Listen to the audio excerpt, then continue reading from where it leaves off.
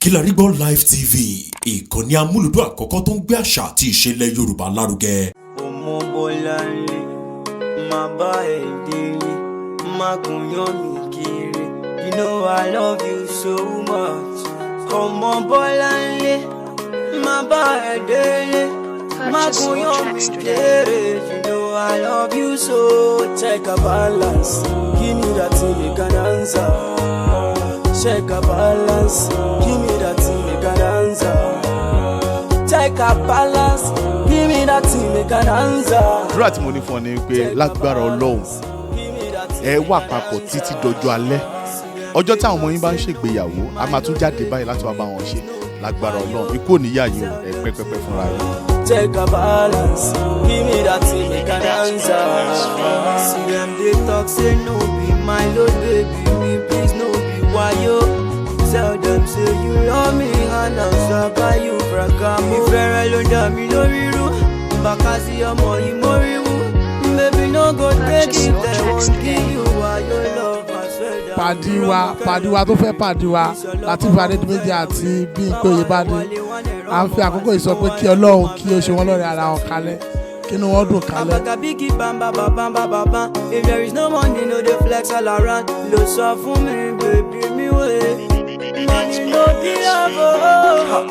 Ọmọ Bọ́láńlé, máa bá ẹ délé, máa gùnyán mi kiri. You know I love you so much. Ọmọ Bọ́láńlé, máa bá ẹ délé, máa gùnyán mi kiri. You know I love you so. Check a balance. Tọkọ-tìyàwó ò lè ṣe kọ́ má jà, kọ́ má rojọ́ wọn fẹ́nikẹ́ni, kọ́ rọra sọ́nù ilé wọn kọ́ dẹ̀ parí ẹ̀. Bọ́kọ bá bínú jáde bó bá padà dé lálẹ́, kíyàwó fìkúnlẹ̀ gé, my dear, má bínú àárọ̀, kó dẹ̀ tọ́ síbẹ̀. Tẹ́ni kẹta bá ti ń dá sọ̀rọ̀ wọn wàhálà dé. Àwọn tíṣà tó kì í sanwó fún, tẹ́ pé thank you náà ń gbà, kọ́ má jọ wà rí àwọn. Ọmọlúàbí tó ti fi bẹ̀rẹ̀ náà ni kó fi parí ìgbésí ayé wọn. Tó bá rántí orin Ṣọlá Àlínsìn tó play láàárọ̀ yìí, tọkọ-tìyàwó tá à ń ṣe lénìí ọ̀nà ṣe kékeré, èmi àti Délé Òdúlé a ṣe àgbà. Ọmọlúàbí dẹ̀ ni wá ń bẹ̀ tá a fi pé 80. Ọmọlúàbí nìkan náà ṣe tó máa fi pé 80 lágbára Ọlọ́run. Àwa bá wọn kó mọ àwọn ọmọ náà tún ṣe ìyàwó lójú ẹ̀mí wa. Ó ṣe mí kàyéfì gidi gan. Kẹ́mi adé wonder, kẹ́mi adé worry gan ni. Ó ṣe mí kàyéfì gidi gan. Kẹ́mi adé wonder, kẹ́mi adé worry gan. Kẹ́mi àwọn fìtì ló máa bẹ̀. A péjọ láti ṣe ìgbéyàwó Lateef Adédìméjì àti Adébímpé. Nǹkan tí mo lè sọ nípa Lateef ni wípé ọmọlúwàbí ni, ìyàwó Adébímpé papọ̀ ọmọlúwàbí ni. Nítorí ẹ̀ àdúrà wa ti gbà, nítorí Ọlọ́run nìkan ló so wọ́n papọ̀, Ọlọ́run nìkan ló wá wọn fúnra wọn. Àdúrà wa ni pé kí wọ́n ṣọ̀rẹ́ ara wọn kalẹ̀. Gbogbo nǹkan tó máa jẹ́ kí ìyàwó wọn kó pẹ́ kó dùn kó lárinrin Ọlọ́run á fi fún wọn. Ọmọ rere lọ́nà máa fi ta wọ́n lọ́rẹ. Ọjọ́ ńlá lọ́jọ́ èní, inú mi dẹ̀ dùn pé mo wà níbí lọ́jọ́ èní kó ṣojú ẹ̀mí mi. For better for best. Kẹ́mi àwọn fìtì ló máa bẹ̀. Can you love me dey do me a real? Baby girl you dey burst my body. Ọlọ́gbọ́. Kẹ́mi àwọn fìtì ló máa bẹ̀.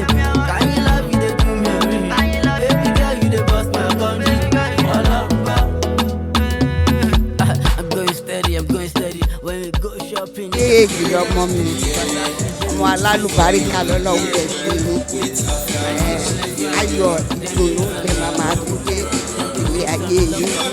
Ẹ̀gbẹ́gbẹ́ àlàáfíà, ẹ̀gbẹ́gbẹ́ ayọ̀, ìwòníyà ayọ̀ ní agbára Ọlọ́run. Ọlọ́run ọba tó wá jọ́kọ́ tó ẹni ìṣe é ṣe fún wọn. Wọn wà ní rántí ọjọ́ èdè kan kù jẹ́kun lágbára Ọlọ́run. Ẹ wo ìmọ̀ràn tèmi fẹ́ gbà yín, ẹ má gbàlagàtà láyè fún wa rìn yín. Ẹ fura yín ṣòṣìṣú ọwọ́. Ẹ ti mọṣẹ́ pé ní kálukú yín ṣe iṣẹ́ kan náà ni gbogbo wa jọ ń ṣe. Ẹ mọṣẹ́ yín fúnṣẹ́, ẹ dẹ̀ mọ ilé yín fúnlé. Ṣọ́rọ̀ mi ti yé yín. Ló máa bẹ̀. Can you love me dey do me a real? Baby girl you dey burst my body. inú mi dùn pé mo wà ń bí lẹ́ni àmọ̀ràn mi fún ọkọ àti ìyàwó ni pé ọlọ́run ọba á fún wọn ní wisdom tí ọkọ àti ìyàwó fi ń pẹ́ nínú relationship wọn ò ní break wọn á relationship náà máa wà tán máa rọ́mọ ọmọ wọn tán máa ṣe eré náà fọ́mọ èṣù èèyàn bí èṣù tó ń da wedding rú kò ní da wedding wọn irú lágbára ọlọ́run kí ọkọ àti ìyàwó kan ṣera wọn lọ́kàn kí wọ́n dẹ̀ mọ̀ yìí pé kí àwọn mọ̀ yìí pé ìdánwò láti pè lórí èèyàn fi bẹ̀rẹ̀ tẹ́lẹ̀ understanding tí wọ́n máa fi lo marriage pẹ́pẹ́pẹ́ ọlọ́run á fún wọn lágbára ọlọ́run ọláláwùlà wàlákùwátà ilà abilà ìrọ̀lẹ́ àzẹ.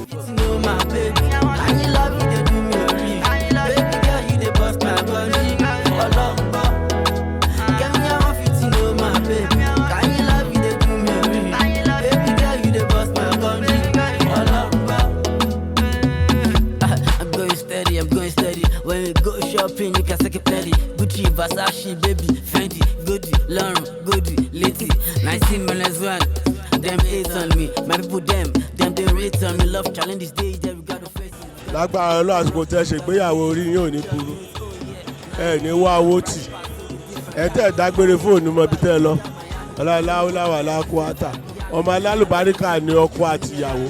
Àwọn ọmọ táwa fi ń pride inú iṣẹ́ orí ìtàgé wa nìyẹn ọmọ tó dẹ̀ ní respect ni mi lérò kó pàdé mi kan yájú sí mi rí àfi bẹ́ẹ̀ kọ́lẹ̀ àtúrátì kan bá kó àtún fún mi lówó wọn pé lágbára ọlọ́run náà á jẹ wọn mọ́ lágbára láwọn lálàkọ́ àtà ọlọ́run wọn lásìkò inú yìí máa dùn lọ ni. rọmọkẹ́ lọ bèrè ìdí ìṣọ̀lọ́ ọmọ mo fẹ́ yà wèrè báwa ẹ̀ wálé wọn ẹ̀rọ ọmọ wá sí mo wáyà tó máa fẹ́ rí Mr. Sere. Abaga biggie bamba bamba bamba. If there is no money, no dey flex all around. Lo sọ fún mi, baby mi wé. Money no be love. Ọmọ bọ́lá ilé, máa bá ẹ̀ délé, máa gùnyàn mi kiri. You know I love you so much. Torí Lateef Adédìméjì la fi wà ń bí o àti Mobimpe. Ọlọ́run ti so wọ́n pọ̀. Ìwé mímọ́ dẹ̀ ti sọ wípé mi tí wọ́n bá ti ń ṣe ohun dúdú ní ká máa wà ìdí nìyẹn tá a fi wà ń bẹ̀ ẹ̀yin tí wa ẹ bá wa gbàdúrà fún wọn kéṣù má yá wọn kójú má tì wọn táìmù tí wọ́n sora wọn pọ̀ yìí tọ́lọ́run dẹ̀ tó fọwọ́ sí tí wọ́n sora wọn pọ̀ ní agbára Ọlọ́run kéṣù má yá wọn kínú wọn dùn kán bọ́kùnrin àbíró kán bóbìnrin àbíró kínú wọn máa dùn kọ́nà má dì mọ́ wọn kí mo gbàdúrà fún wọn pé ẹ̀mí gígùn àlàáfíà lọ́wọ́ wa fi jogun fún wọn ẹ ṣé thank you. No, I love you so. Check a balance, give me that to make an answer. Check a balance, give me that to make an answer. Check a balance. Mo ń fi àkókò yìí gba Abdulateef àti Adébímpé ní ìmọ̀ràn wípé kí wọ́n ṣe jẹ́jẹ́ kó má jẹ́ kí etí kẹta kó máa dá sí ọ̀rọ̀ ìgbéyàwó wọn mo bá yọ̀ mo bá wọn dúpẹ́. Them they rate on me, love challenge this day, yeah, we gotta face it, we gotta prove them all wrong, yeah, we gotta make it. Just do it, oh yeah, Nike, surprise pass, so we different khakis. When we live in Dubai, we touch down Miami, and anybody guide me, say I be me. I'm so sweet, baby, but me you love me. My head done this, now make we go live. My love for Insta blog, say go cast it, I go go Ghana. Orúkọ mi ni Yomi Ọlọ́runláyé. A wà níbi wedding Abdulateef àti sísá mi Adébímpé.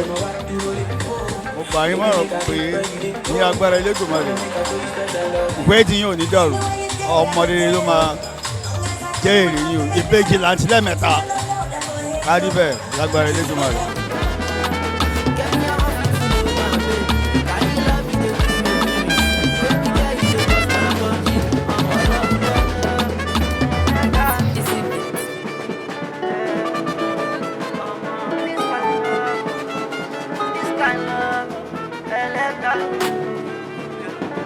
Right about now at Ade and Ade forever. You understand? Ade and Ade, Adebimpe, Adedimeji, Lateef. Today we are joining them forever. All right, I am Kunle Afod. I remain my humble self, and I wish you all Merry Christmas and Happy New Year in advance. Today go loud. Ó ta lẹ́nu gan. Ẹ wo ẹ lè dárin àwọn eléèrú ẹ ti gbọ́. Orúkọ tèmi ni Eniola Ayọ̀ and a wá sí ìgbéyàwó Abdulateef àti Adébímpé.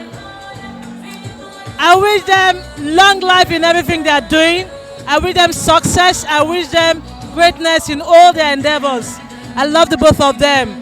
More blessing, God's grace, God's love, God's guidance on the both of them. I love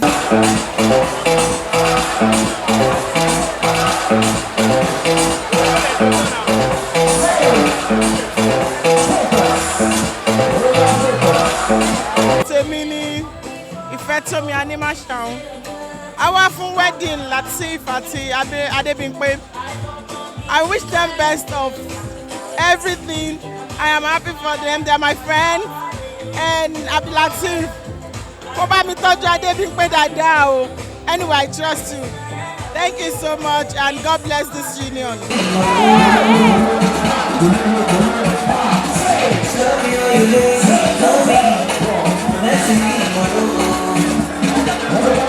Mo kí ọkọ ìyàwó, orúkọ mi ni Ọlátayọ̀ Amọ̀kadé aka Ìjẹ̀bú. Mo ń fi àkókò yìí kí Adédìméjì àti Adémobímpé pé kí wọ́n ṣe kíni kí wọ́n ṣe ọ̀rẹ́ ara wọn kalẹ̀ lórúkọ Jésù. I love you guys. Happy marriage life. Enjoy your life. Love you. Bye. Everybody you can go now. Thank you very much. Allow the bride to come to us. Orúkọ mi ni Alhaji Adékọ́lá Tìjàní Kamilu Kompo. A kí gbogbo ẹ̀yin olólùfẹ́ wa nílé lóko àti lókè odò. Gbogbo ẹ̀yin tí ẹ láǹfààní láti wà níbí báyìí níbi ayẹyẹ Lateef Adédìméjì pẹ̀lú Mobímpé. A kí yín pé ẹ kú dìde o. Irú oore báyìí kò ní tán lọ́ọ̀dẹ gbogbo wa. A máa ráàánú gbà àríre bára wa ṣe. December táwa nú ẹ̀ yóò ní diwa mẹ́rù. Iléeṣẹ́ wa kí la rí gbọ́ lẹ́tọ̀, ètò ní kí la rí gbọ́. Òun ní kẹ́ máa wo kí la rí gbọ́ lẹ́tọ̀. Ẹ bá mi gbé Ọlọ́run tóbi. The journey is very, very peculiar when we talk about religion and all of that. And it has been a stumbling block in their way all the while. Shout out to Taiwo Adeyemi, God bless you, my brother. And here we are today. Okay, as a chairperson, I'm supposed to advise them. And then I have a particular word I want to pass to every living creature in this building today. First, Bímpé and Lateef. Look at the way the noise is going. Can you see there is noise? You're going to look at each other, you're not going to face anything that requires any noise anywhere in the world. There will always be noise. You guys are supposed to focus on each other. Bímpé, I'm not supposed to talk. I'm not the person to talk to you in the public. We have said a lot of things together personally when you came to me, both of you. And it gives me joy, great joy, to see this reality happening this evening and today and for a couple of days now. Mo fẹ́ dúpẹ́ lọ́wọ́ Ọlọ́run fún àǹfààní yìí and for who you are and for sharing the testimony with me as well. If your union is the only reason why I wrote that book, I am very, very pleased and happy. And thank you very much. Congratulations. Before I round up, to everyone living creature here, there is a passage in the Holy Book that says, ohunkóhun tí ẹnikẹ́ni tí Ọlọ́run bá ti dàpọ̀ kí ẹ̀dá kankan kí ó má ṣe ìyàwó. When I say ẹ̀dá kankan, when the Bible says that, it means the two of you two. None of you is permitted, both of you, none of you is permitted to separate this union. How much more every other person? So this is the union God has put a hand on, and I pray for you from the depth of my heart. The grace that has found you, that have held you together, will preserve you. Until the hashtag that you have said, Ade Ade forever. Cheers to Ade Ade forever. Thank you everyone for listening. God bless you. Àmọ̀ràn tí mo ní fún ọ gẹ́gẹ́ bí ọ̀rẹ́, gẹ́gẹ́ bí ẹbí lè máa náà tó ṣeré. Gẹ́gẹ́ bí ẹbí ọ̀rẹ́ mi làwọn méjì mi àti Lateef ti wà láti ọdún gbọ́n sẹ́yìn. Bímpé náà àti mọ́ra ó ti pẹ́ díẹ̀. So àmọ̀ràn tí màá gbọ́n ní pé kó ṣe wọ́n lọ́rẹ̀ ara wọn. Káwọn méjì mọ́ra wọn gẹ́gẹ́ bí ọ̀rẹ́. Tí ọkọ àti ìyàwó bá ti ra wọn bí ọ̀rẹ́, kò sí problem fún wọn. Kó ti máa sọ fún gbogbo àwọn èèyàn nìyẹn pé ẹ rí ara yín bí ọ̀rẹ́. Ọ̀rẹ́ méjì máa ń jà, wọ́n á parí, wọ́n á jà, wọ́n á parí ẹ̀. Bọ̀ tó bá ti ní ara ẹ pé ìyàwó lélẹ̀ kí ni. Alágẹ̀tò yìí nítorí àwọn ọmọ yìí jẹ́ àwọn ọmọ tó dí àsìmọ̀gbọ́n. I call them my testimony. My testimony in the sense that I've never done this before, Binky, so you will indulge me my first time of holding the mic. At 48-year-old, I got an inspiration to write a book about my husband, my darling husband of 27 years. And I'm like, I don't know how to do this, but through the help of some people, I was able to do that. Upon writing the book, I was going to turn 50. On his 50th was when I wrote it. So I was about to turn 50, and I got an inspiration to turn that book, I call it The Unlikely Oil Merchant, and to make it into a movie.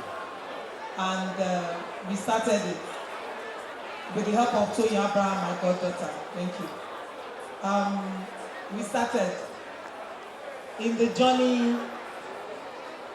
We were going to cast someone else. That's why I call them my testimony. We were going to cast someone else for the role of the bride. And Lateef Adedimeji, ẹ̀yin ìyàwó ò ní mẹ́ni, ẹ̀yin ìyàwó ò ní mọ bẹ́ẹ̀dì, obìnrin àbíró, ọkùnrin àbíyè, ìwòyí ìgbà tá a tún máa padà wá, àwa ṣe kí ni, àwa ìyàyò ọmọ ni. That is to say, ó ti já tọ́pẹ́. I love you so much, my friend. Ọmọ mo love ẹ bàjẹ́, ọmọ Adedimeji. You are just too humble for my liking. Ọlọ́run ọba ń gbọ́. Inú mi dùn pé mi náà wà mí lónìí o. Abẹ́ mọ̀ bó ṣe ń lọ. Gbogbo ẹ̀kọ́ ọ̀rọ̀ kẹ̀kọ́ ọ̀rọ̀. Let's go. 10. I am going to make this very fast. Let's go straight to the perfect number. 7. Adetola, if she's not bending, you they're bent here now. And the last number, ladies and gentlemen, 5. Adetola, mélòó ni mom yẹn bí, mélòó ni daddy yẹn bí, Bímpé mélòó ni daddy yẹn bí. You know we said that we would do greater than our parents, but you are not doing this. Let's go to the last number, 4. 4, Bímpé ojú ló pẹ́ sí, open this night. Ladies and gentlemen, if I mention this number and they don't cut the cake, I will go home. The last number, let's go. 3 and the cut. Orúkọ mi ni Rukayat Lawal tí gbogbo èèyàn mọ̀ sí Ìyábàdàn sílẹ̀. Mo ń fi àsìkò kí tọkọ-tìyàwó wípé àlògbóhùn tilẹ̀ gbúrúrú o, wọ́n á lo ra wọn gbó láṣọ lọ. Iṣẹ́ èṣù onídàárín wọn rú, ọmọ aráyé òde ní rídìí wọn, inshallah big trust in life. Together forever, Ade forever.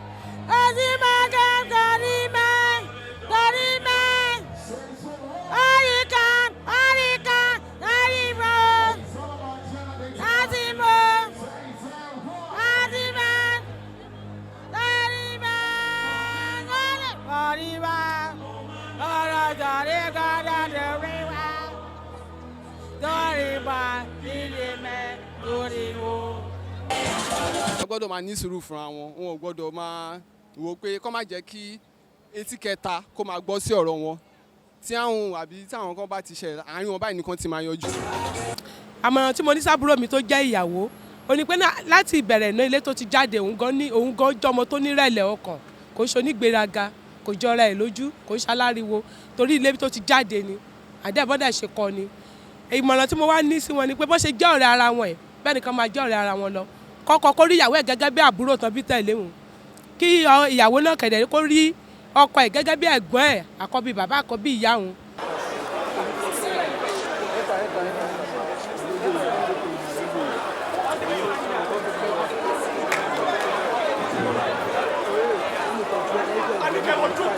To my dearest mom,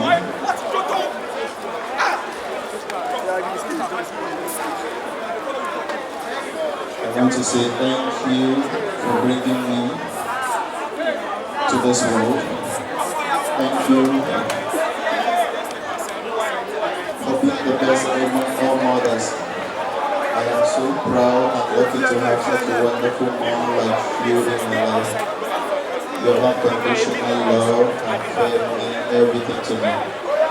My heart can't thank you enough for giving me such a strong foundation and helping me be the independent adult that I am today. I love you, Mama. Yalati.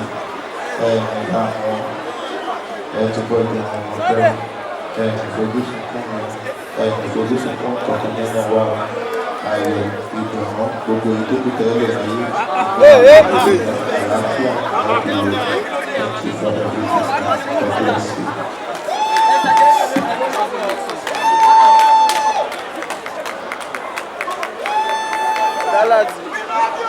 With God, all things are possible. So, màá rọ̀ wọ́n pé ìfẹ́ tán ti ní síra wọn kí wọ́n tó gbé ara wọn sílé náà ni kán continue láti máa ní. Arẹ́májà kan ò sí. So, pẹ̀lú ìfọwọ́sowọ́pọ̀ àti ìfẹ́, mo rò wípé Ọlọ́run á jẹ́ kí ìfẹ́ yìí kó dalẹ̀ lágbára Ọlọ́run.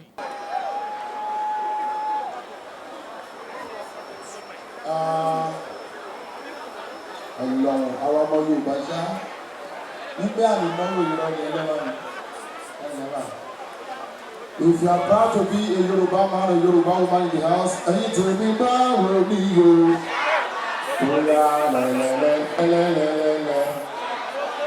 Ladies and gentlemen, let me remind you that Yoruba is a tribe will remain the best tribe in the world. And I will respect pass. But ẹ jẹ́ kí advice wa kò ṣe kó ọmọdé bá ṣẹlẹ̀ sẹ́dá láyé ìlú kẹta máa kíra wa fún. As you are seated, the typical Yoruba man will greet you, Ekujo. They see you in the morning, Eka. They see you in the afternoon, Eka. They meet you in the evening, call Ekuro. They meet you at night, you call Eka. What if they meet you at third, Eku? You are coming from outside, you call. You don't reach like 3 days when I see you last, you call. What if you are somewhere enjoying yourself? What if you are somewhere spraying money? What if rain fall beat you? If you just born new pikin go, what if you do your birthday? And you just marry new wife go, and your wife don't leave you. Change the radical ẹkú yàn ni. Wọ́n ti pàdé ẹkú lédè. Ẹkú sálọ. Ìyàwó tàwọn ò ní sálọ. She is here forever. Àwọn ọ̀bà wa rọ̀bù ládùúgbò ní 3 years ago ní ìyá kan bá ní lọ́jọ́ kejì ó ní ọkọ̀ ẹ̀kọ́ àmúrọ̀bù lè mọ́ ní ti yín náà dé. Ẹ̀dọ́dọ̀ ni kẹ́ kí ìyàn ni. Ayétọ́lá ayé ni ẹ. O ti láìpẹ́ mi yóò ní ó ń bẹ́ẹ̀ lọ sí o. Alright, Ayétọ́lá, do me a favor. Can you kiss your wife's left hand real quick? Kiss her left hand. So Jeremy, do this. Kiss her left hand. Yeah, kiss her left hand. Let's go. Aditola, you ready? Kiss your wife's left hand. Kiss it. Yes, that is it. Aditola, can you plant a kiss on her forehead? Lemon, in Hawaii. Can you give her a peck on her nose?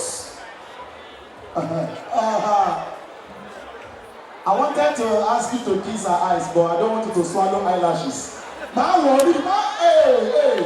Hey. Aditola, can you kiss her cheek right now? Her cheek, that is it. Can you kiss her neck? Don't turn on notifications. Hey. Alright, Aditola, can you focus on her lips right now? You took good? Focus. Ladies and gentlemen, without the music, I want you all to pick your cutleries right now and smack it on your plate. Pick your cutleries right now, smack it on your plate. Let me hear the sound. Once you hear the sound, you're going to start kissing. When you stop the sound, you're going to stop kissing. Ladies and gentlemen, let's go!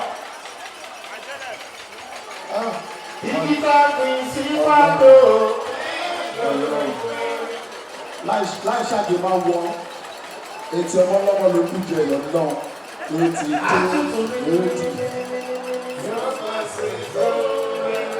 Adétọ́lá Ifẹ̀.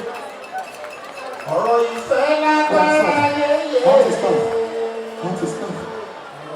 Ìfẹ́ mi ẹgbẹ́ òní. Ìfẹ́ mi sọ́kọ̀. Kìí ṣe fẹ́ ojú. Adé àgbẹ̀ ìfẹ́ rẹ̀ sí ọ. Kìí ṣe fẹ́ ojú.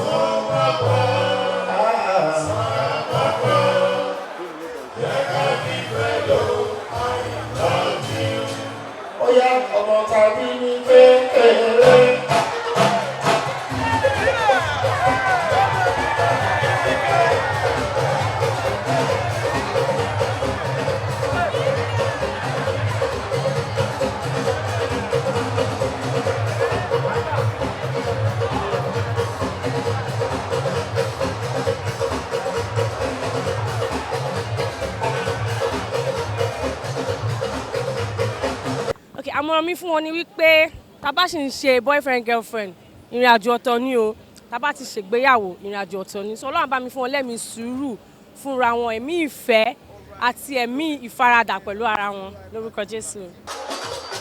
ìyàwó rọra rọra adébí pẹ́kẹ́ kúrú pa ọ́ adébí ìpẹ́ ọ̀dù ẹ̀ òfìfọ́ gbogbo tá a bá rí nínú ilé ọkọ tá a bá sọ fáàrí ọ̀dájà sílẹ̀ ìyàwó. bí kéèké tí ẹ ò kì í òwe la fi pa gbogbo bàbá kọ́ nínú ilé ọkọ tá a bá sọ fáàkọ òun ọ̀dájà sílẹ̀. ohun tí bá lè lé kì í jẹ ìyàwó olè ọ̀gá ọ̀dọ̀.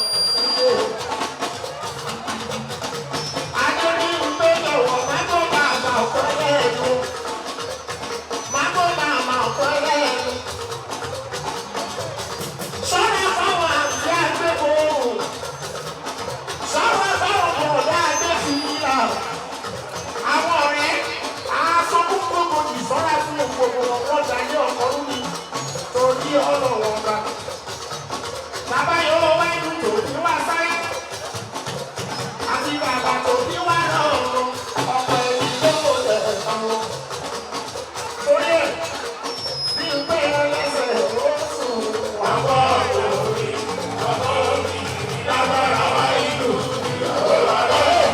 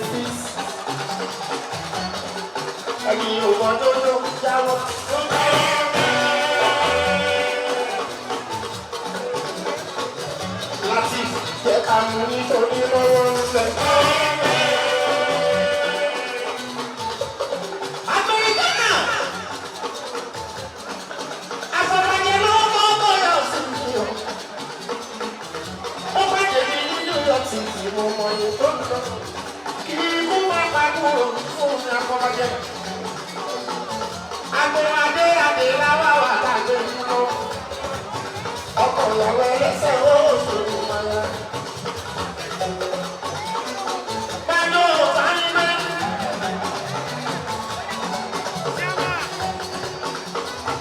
Adébíyúmẹ́ báyọ̀ ayáwá orí àyùbá tó jẹ́ fún mímọ́ sí i.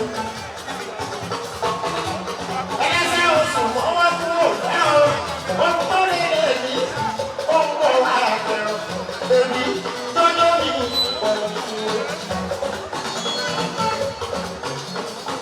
Fún bí o fẹ́ tu ìgbà o. Lépa o lè máa lẹ́wọ́ bí tó ká ọ̀tá máa ń kọ́ sí orí jẹ fún. Ìwọ́n lè máa ṣakọ ìtọ́jú wọn gbà ní. Ọ̀tá máa lẹ́wọ́ bí tó fẹ́. Mi ò gbèsè ọ̀rọ̀ ìfọ̀. Ẹ̀jẹ̀ ló máa bá bóyá ṣubú láńlá. Ẹni tó bá wọlé ẹ̀yìn tí ilẹ̀ máa ń bá àwọn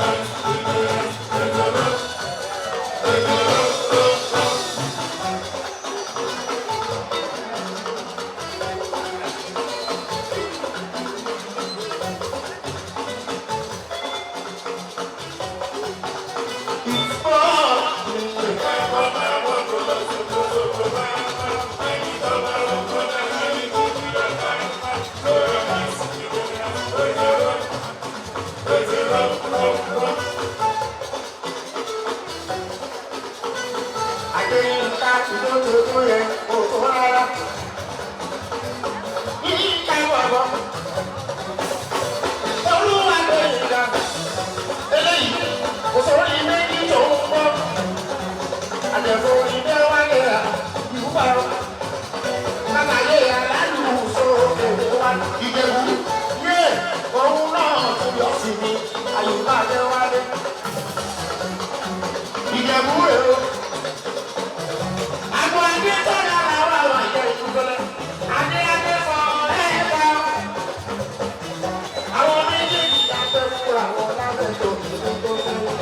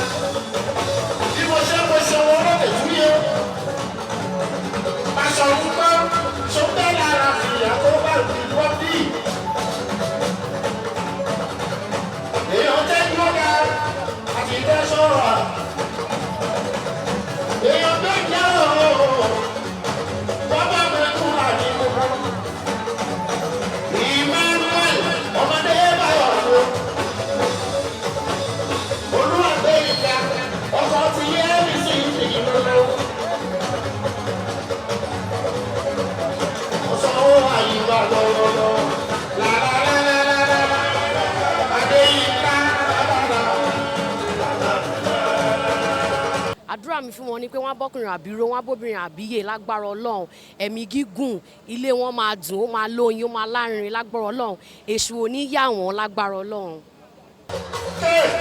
ẹ̀yin ló ní ìdá nǹkan àwọn àti ìbọn yé ọ̀rọ̀ ara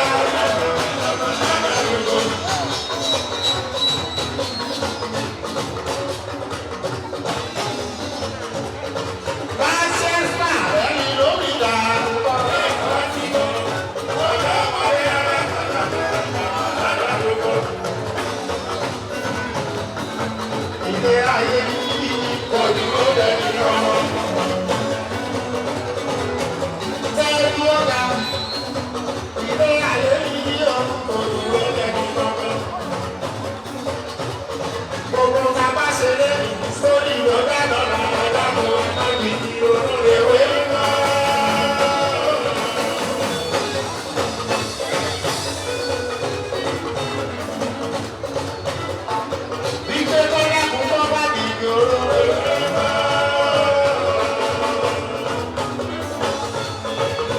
bàbá tó kóró jọ.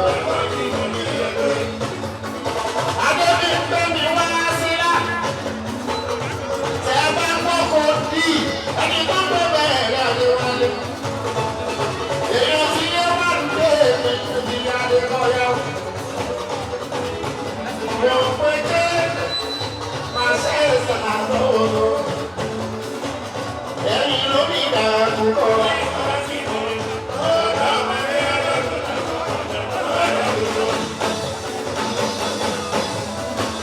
Ilé ayé ní ìlú ìdúró lẹ́yìn mọ́.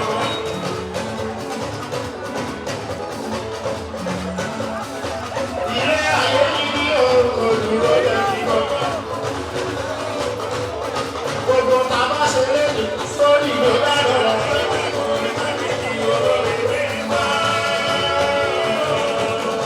Àgbàgbà tó fẹ́ lójú.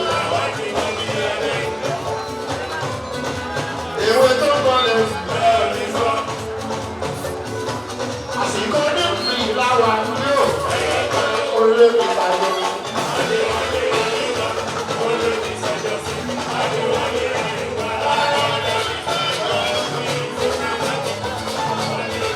Orí ọmọ ọlọ́lá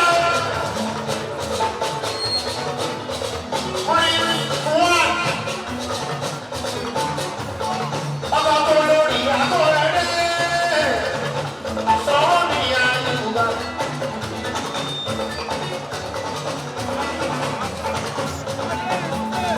Ìkórèdé náà máa wò ní maraba. Èèyàn tó lú ọmọ ọlọ́wàlé mi ò bá ṣìlú ní alábù. Ọkọ yèyé bá kórèdé mi máa wọlé maraba. Wọ́n pé pẹ̀fúwádì pẹ̀lú àwọn ní tilẹ̀ ọ̀fọ́rọ́. Ọmọ òye ṣẹ́ṣẹ́ níbà. Ọmọ kúlẹ̀ sọ́ọ́. Ọmọ táwa dúró lọ. Ìwọ́n tún lọ́kọ̀ pápá rẹ̀ fà kọ́ ní adé rẹ̀ mú. Ọmọ tí wọ́n lè lè mi nù. Prince bóyá máa kọ́ ní bàbá àgbà ẹ̀fọ́. Oníbàbà kan ìwà rí ọ̀rọ̀ kan ló ń jẹ. Ìgbòkè náà iṣẹ́ ọ̀pọ̀ kan.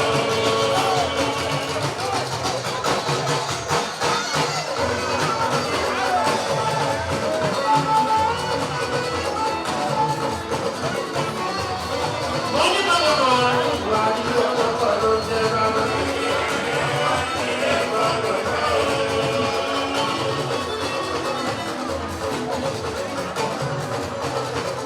Ikú kó yẹ kó máa lọ, kó yẹ kó máa lọ. Ìgbòkè náà iṣẹ́ ọ̀pọ̀ kan.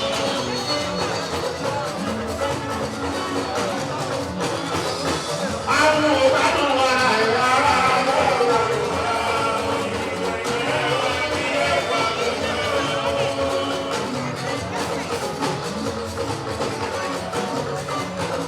Ọkọ̀ ta ni kábílà akọrin ẹ̀rọ. Fún wa ọmọ àlàyé ọmọ ọlọ́tọ̀.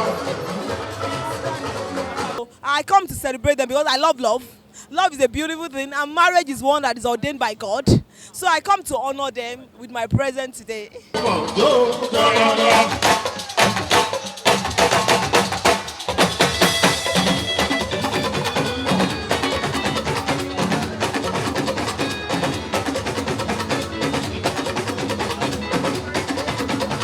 Ẹ ò rí bẹ́ẹ̀ ọ̀pọ̀ tó.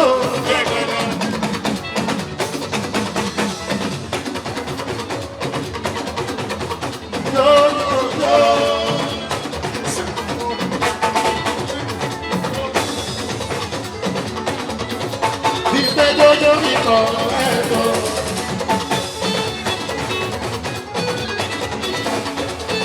Orin wa wọ́n ti lóyún sí àtijọ́ beautiful àtijọ́.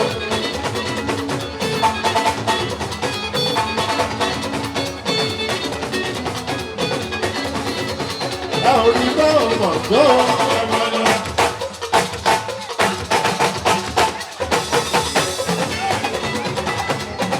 ẹ tún pa mọ̀ ká ṣeré ṣeré. Adé àdìjọ́ fún ìlànà. Adé Yorùbá ọ̀pá nìkan máa ń lọ.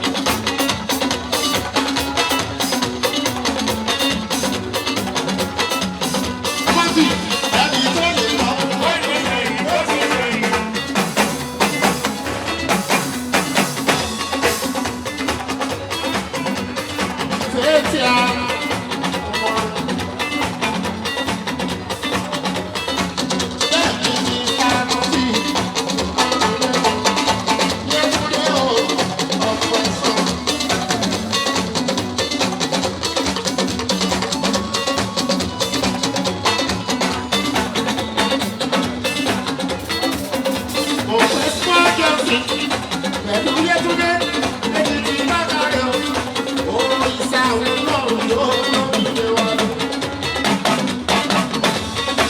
Mo ṣe ti fẹ́ kí a lè jẹ́.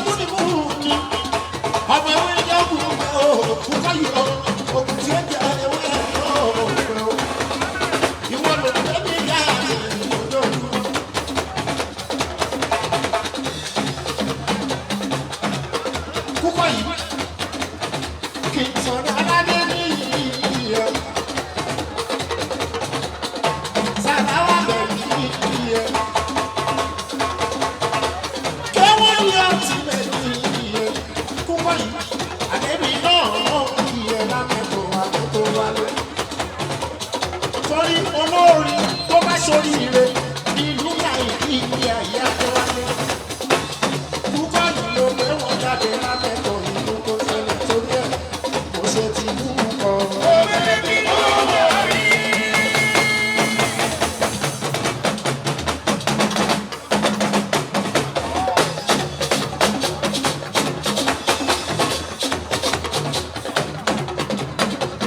Ṣé ti kú ọ̀gọ̀ ní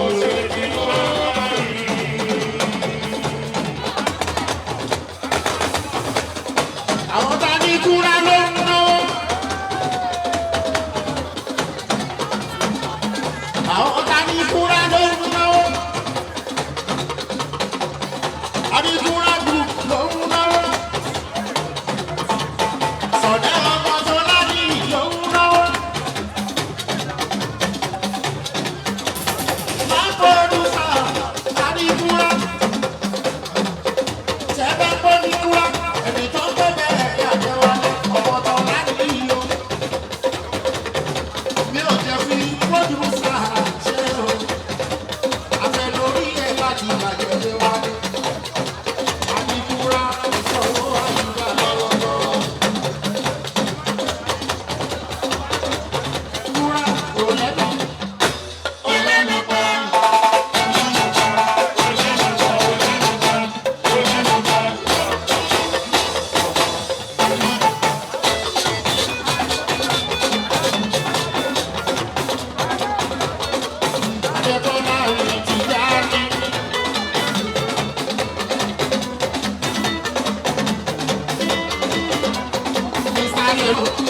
Èèyàn sọ́ọ̀tì ọmọ tó bá ní ìyí o.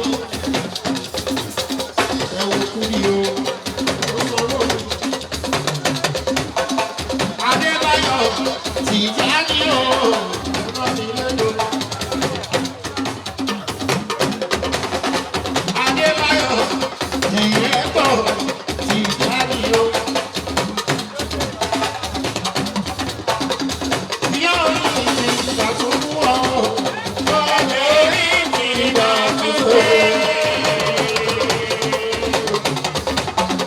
Adébáyọ̀ ló pé jẹ́ mẹ́ta láti ń kọrin léwé.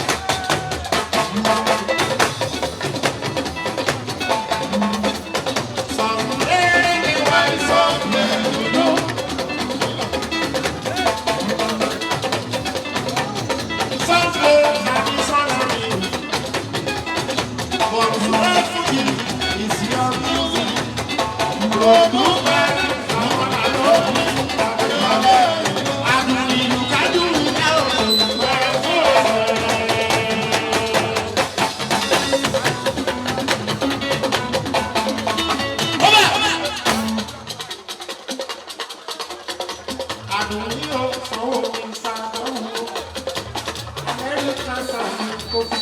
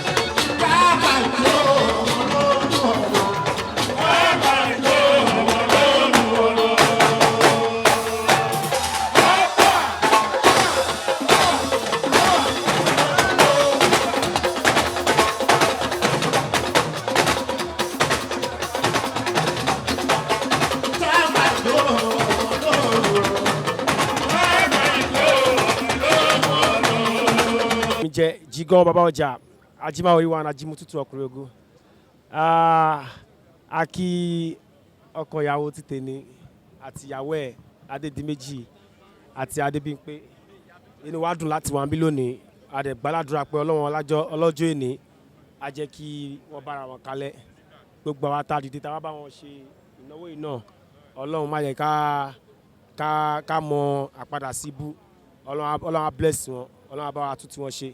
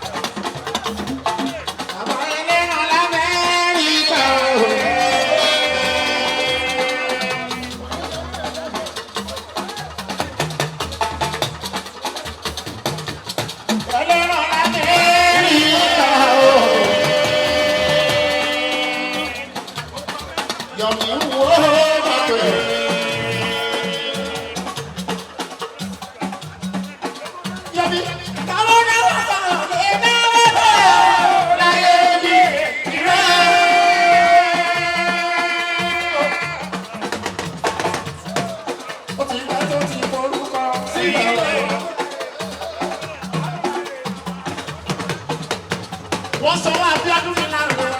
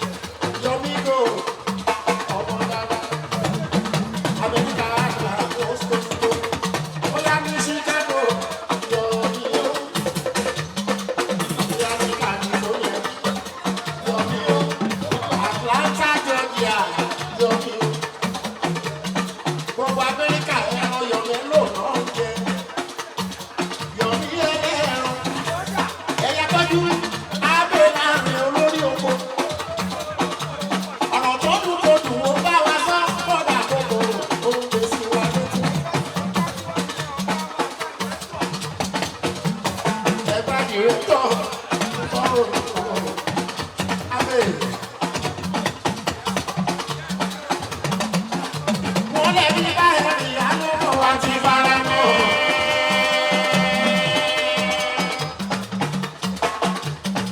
Ọlọ́run tó wájú ẹni báyìí ní àtọ̀lé wa ti fara mọ́. Ẹni báyìí ní wọ́n ti ní kò ní ìwọ̀sí o. Ẹni báyìí ní wọ́n ti ní kò ní ìwọ̀sí o.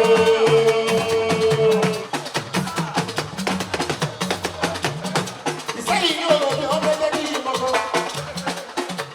Abẹ́rẹ́ àrẹ ogun ọ̀jàjà kò ó jára àṣẹ́yìn ní àjọ wa ní. Èmi àbá ẹ̀ ẹ̀bẹ̀ láìpẹ́ òṣèlú ilé wáyé kéèké àjà ó lóòrùn ọba.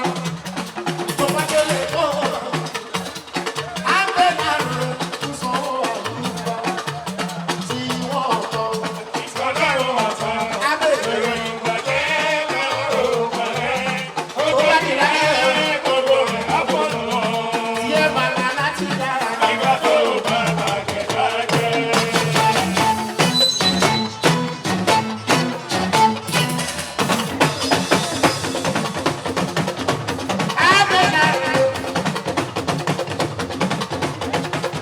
Mi ò lè gbàgbé Túndé jẹ Vasco lọ́jọ́ sí. Ìwọ pẹ̀lú corporate pictures. Látàrí aláìsọ, ó yẹ pa mi àṣírí sọ́dọ̀. Ìgbà tó ń ṣe ìyá rẹ̀.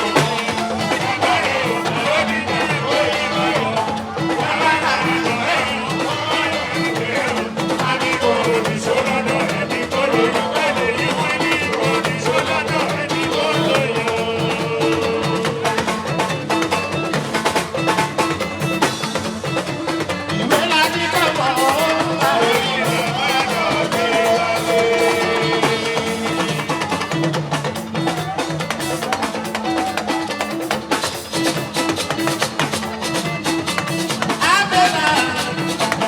I wish them happy married life. Both Abdulateef and Mobimpe, they are both my colleagues in the industry. I just wish that God in His infinite mercy will guide their house, protect their home, and their home will be built on a solid rock. I wish you guys happy married life. I love you all.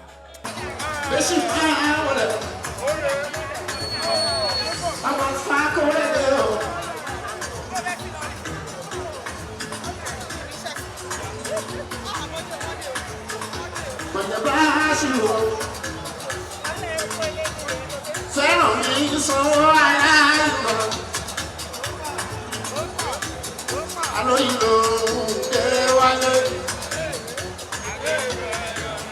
Agbẹ́dẹ́gbẹ́ yóò lé o.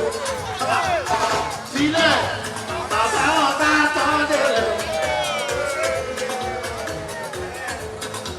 Mi ò ní lọ sí ìgbìmọ̀ bàbá wọn bá tọ́ délẹ̀. I don't care what they say.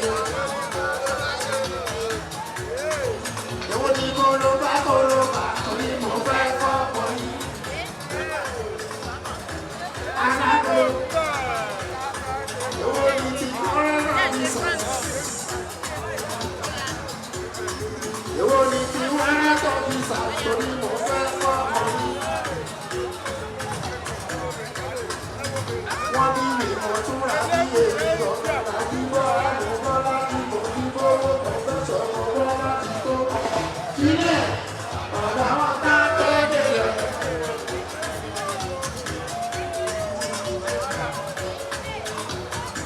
Ọ̀nà wọlé máa ń ṣèlú máa wọlé o. Táyọ̀, ìwọ ò ní lọ sí ibi ìjọ.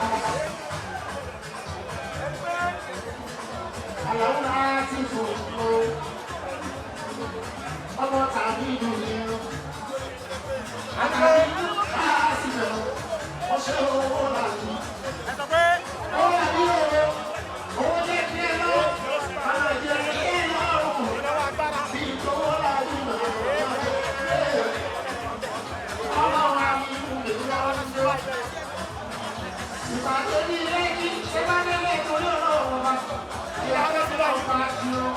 àwọn mẹ́ta lórí èmi nìkan ẹ̀mí mẹ́ta.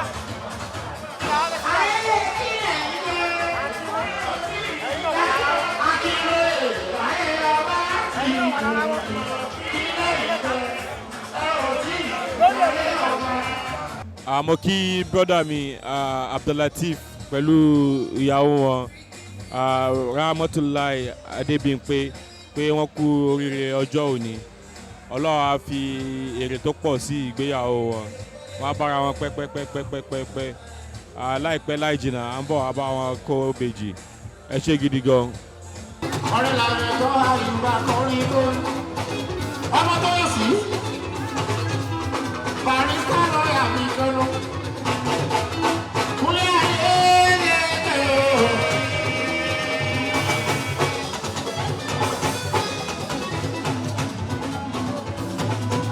Alálẹ̀ ẹ̀kọ́ òkú.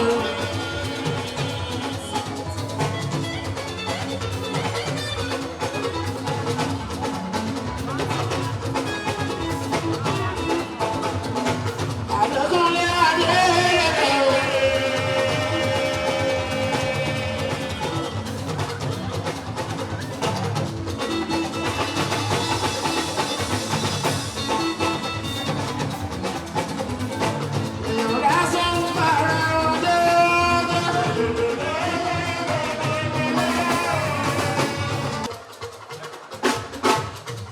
Ìkú bá pa ìpọ̀n mi fún mi àmì.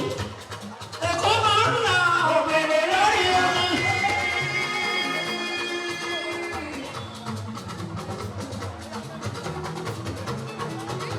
Ọmọ bá kò sọ́kọ̀ ẹ̀yin lẹ́yìn tó. Ìwọ ọlọ́run ní ìmọ̀ ọba.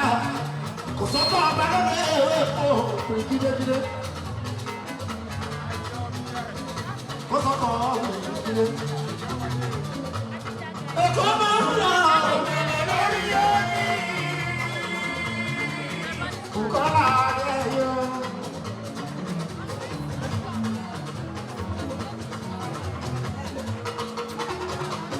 Àríkẹ́mi ló dáńsì lórí this. Èmi àbá èdè Ìbàdàn tó wáyà. Bùkọ́lá Adéyọ.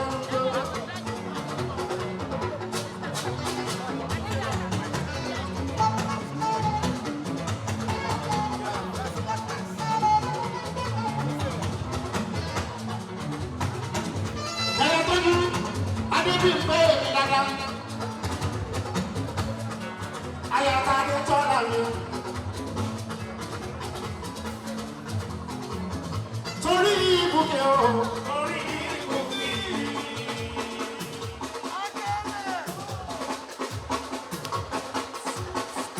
Come and pass away.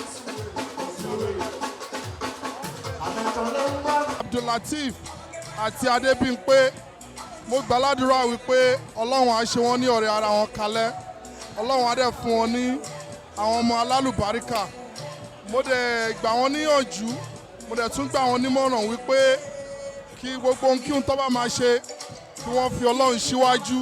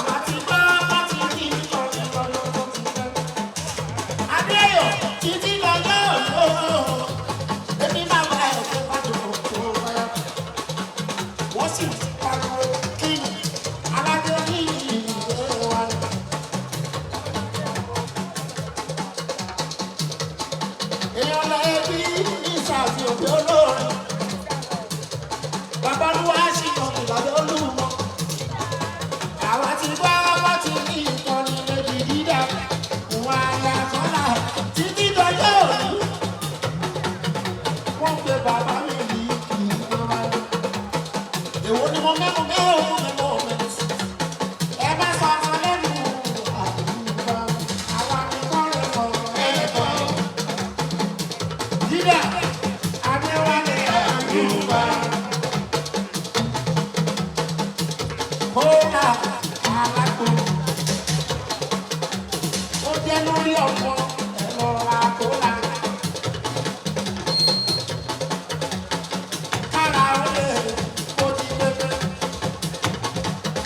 ìní àlọ́ àkólà.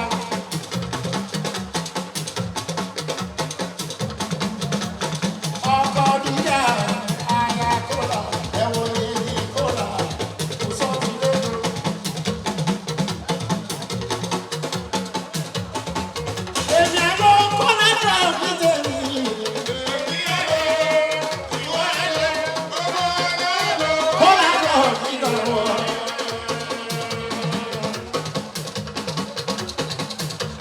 Gbogbo obìnrin tó ń bímọ lémọ kó lànà lò.